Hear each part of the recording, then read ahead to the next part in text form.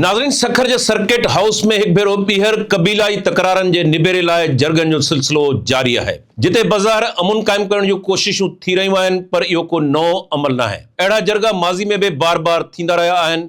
अहम सवाल इहो आहे त जॾहिं सुप्रीम कोर्ट ऑफ पाकिस्तान जरगनि खे गैर क़ानूनी करार ॾेई पाबंदी मढ़े चुकी आहे, त पोइ बि इहो सिलसिलो छो जारी आहे? छा इहो रियासत जी अमलदारी लाइ हिकु चैलेंज न आहे? जरगाई निज़ाम जेको रवायत जे नाले में पेश कयो वञे थो, अमली तौर आइन ऐं क़ानूनी निज़ाम जो मुतबादिल बणिजी वियो आहे।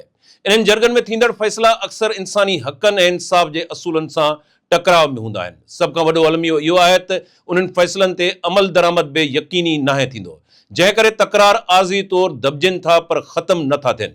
सवाल इहो आहे त छा सिंध में क़ानून जी हुक्मरानी वाकई कमज़ोर थी चुकी आहे या ॼाणी वाणी कमज़ोर रखी वई आहे? सिंध जे कचे वारनि इलाक़नि में कबीलाई झेड़ा को नओं मसइलो नाहिनि। ॾहाकनि खां जारी हथ वठी करायल कबीलाई झेड़नि में सवें इंसानी जानियूं ज़ाया थियूं, हज़ारे माण्हू ज़ख़्मी थिया ऐं समाजी ढांचो कमज़ोर थियो। मुल्क जो अदालती निज़ाम कमज़ोर हुजण करे सज़ा ऐं जज़ा जे क़ानून ते अमल न थियण करे कुझु वक़्त बाद जरगो थिए थो, धुरियूं खीरखंड थियनि थियूं, पर कुझु महीननि या सालनि अंदरि ॿीहर बाहि भड़की उथे थी। उनजो बुनियादी सबब हिकु ई आहे, फ़ैसिला थियनि था पर उन्हनि ते अमल दरामद नथो थिए। जरगाई निज़ाम रवायत या क़ानून खां ॿाहिरि मुतबादिल। जरगो या पंचायती फ़ैसिला सिंधी समाज जी हिकु पुराणी रवायत आहे, जिते मक़ामी सतह ते तकरार हल कया वञनि था। पर अॼु जी जदीद रियासत में हिकु अहम सवाल उभरे थो, छा जरगाई निज़ाम क़ानूनी ऐं अदालती निज़ाम ते बेइतमादी जो इज़हार नाहे? जॾहिं रियासत वटि पुलिस, प्रोसिक्यूशन, अदालतूं ऐं आइन मौजूद आहिनि, पोइ इंसाफ़ लाइ गैर रस्मी निज़ाम ते दारोमदार छो? इंसाफ़ या इम्तियाज़ी फ़ैसिलो? जरगनि बाबति सभ खां वॾो तनक़ीदी नुक़्तो उन्हनि जे इंसाफ़ जी नोयत आहे। संग चटियूं औरतुनि खे तकरार जे हल तौरु ॾियणु छा आहे? छा ही इंसानी हक़नि जी खुलियल भञकड़ी नाहे?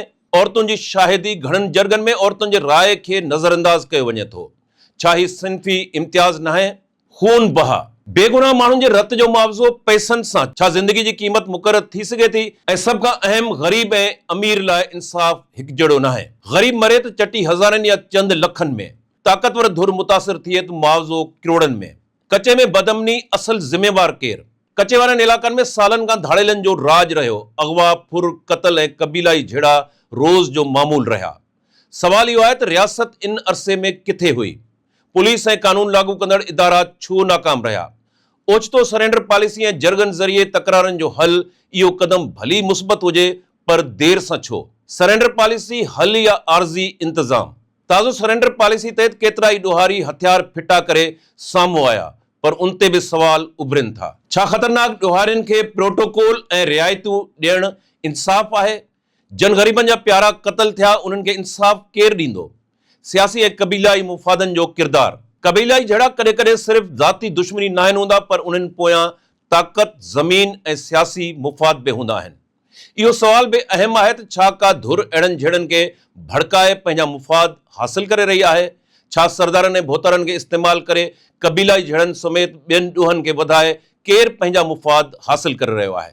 इहो बि वक़्त जो अहम सवाल आहे, जंहिंजा पेरा खणण जी ज़रूरत आहे। घोटकी, शिकारपुर ऐं कशमोर कंदकोट, इहे टेई ज़िला सिंध जा उहे इलाइक़ा आहिनि जेके कुदरती वसीलनि, ज़रख़ेज़ ज़मीनुनि ऐं सनती इदारनि सां मालामाल आहिनि। ख़ासि तौर ते घोटकी ज़िले में सनतुनि जो ॼार विछायल आहे, जिते वॾे पैमाने ते कारखाना ऐं तवानाई जा मनसूबा मौजूदु आहिनि। अहिड़े पस मंज़र में त हिते ख़ुशहाली, मयारी तालीम ऐं जदीद सिहत जूं सहूलियतूं आम माण्हुनि ताईं पहुचणु घुरिजनि हा, पर हक़ीक़त उनजे उबतड़ नज़र अचे थी। हिते तरक़ी ऐं वसीलनि जो फ़ाइदो रुॻो हिकु महदूद ऐं बासर तबिके ताईं महदूद आहे, जॾहिं त आम माण्हू अॼु बि बुनियादी हक़नि खां महरूम आहिनि। कबीलाई झेड़ा, धाड़ेल कल्चर ऐं क़ानून जी कमज़ोरी आम माण्हुनि जी ज़िंदगी खे अज़ाब बणाए छॾियो आहे। केतिरनि इलाइक़नि में माण्हू पंहिंजी जान ऐं माल जे तहफ़ुज़ लाइ पाण खे बेवस महसूस कनि था। शिकारपुर, जेको कंहिं दौर में कारोबारी सरगर्मियुनि ऐं ख़ुशहाली सबबि सिंध जो पेरिस सॾिबो हो, अॼु कबीलाई तकरारनि ऐं बदअमनी जे वर चढ़ियल आहे। सवें क़ीमती इंसानी जानियूं उन्हनि झेड़नि जी बाहि में सड़ी चुकियूं आहिनि ऐं शहर जी तारीख़ी हैसियत खे सख़्तु धकु रसियो आहे। साॻी सूरताल कशमोर में बि ॾिसण में अचे थी, जेको बलोचिस्तान ऐं पंजाब जे सरहदुनि सां लॻ हुजण सबबि वधीक हसास बणियल आहे। केतिरनि इलाइक़नि में सिॼ लहण खां पोइ ॿाहिरि निकिरण बि ख़तरे खां ख़ाली न आहे, जेका रियासत जी रिट ते वॾो सवाल आहे। सवाल इहो पैदा थिए थो त छा उन्हनि ज़िलनि जे वसीलनि, ज़मीनुनि ऐं जाग्राफियाई अहमियत ते कंहिंजूं नज़रूं आहिनि? छा ॼाणीमाणी उन्हनि इलाक़नि खे अदम इस्तेहकाम जो शिकार बणायो पियो वञे?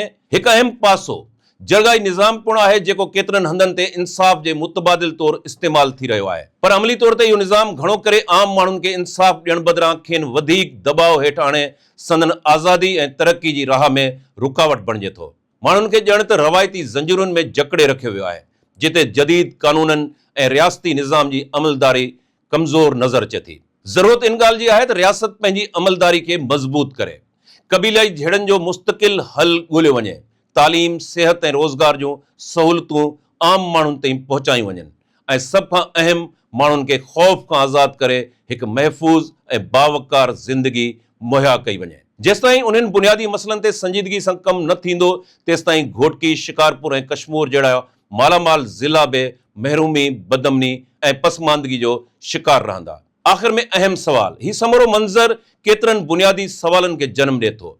छा सिंध में कानून जी हुक्मरानी कमज़ोर थी चुकी आहे? छा अदालतूं ऐं कानूनी निज़ाम क़बीलाई झेड़नि खे रोकण में नाकाम रहिया आहिनि? छा जरगा मुस्तक़िल हल आहिनि या सिर्फ़ आर्ज़ी सेटलमेंट?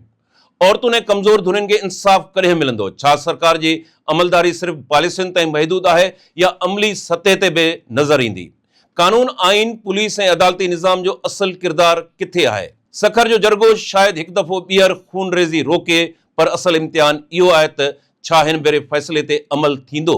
जेसिताईं कानून जी हुक्मरानी मज़बूत न थींदी, इदारा गैर जानिबदार न थींदा ऐं इंसाफ़ सभिनी लाइ बराबरि न हूंदो, तेसिताईं अहिड़ा जरगा आर्ज़ी मरहमत थी सघनि था, पर मुस्तक़िल इलाज हरगिज़ न।